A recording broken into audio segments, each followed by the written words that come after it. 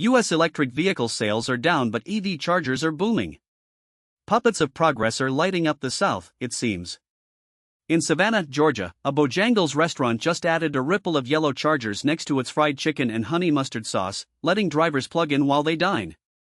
It's a strange pairing, because electric vehicles often get linked to liberal coastal cities, yet the Deep South is quietly churning out a lot of them. Fast food, travel centers, and other businesses are pulling a simple play: bring the EV drivers in and give them something to stay.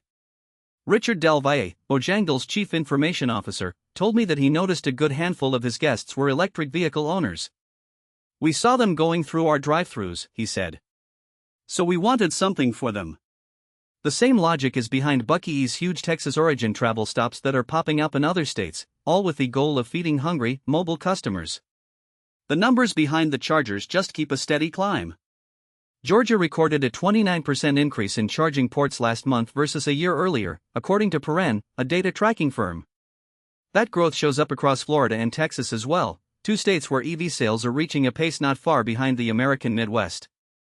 Yet drivers still feel the pinch because the federal incentive that once drew shoppers, a tax credit of up to $7,500 for new electric vehicles, ended last fall under the Trump administration.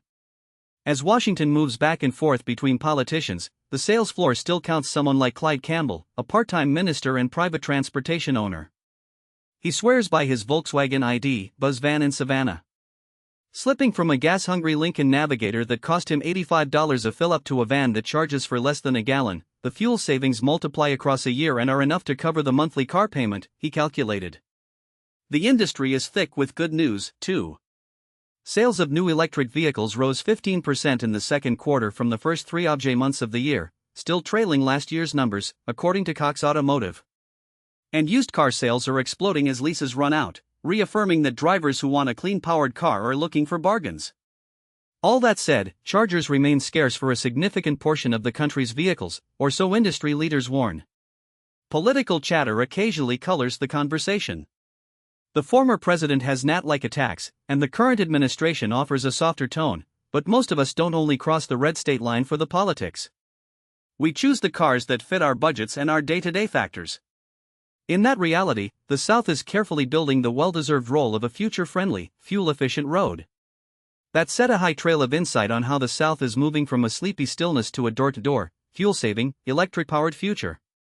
Thanks for listening. Drop a comment below and let me know what you think about the Southern EV surge, or subscribe so you don't miss the next round of climate stories.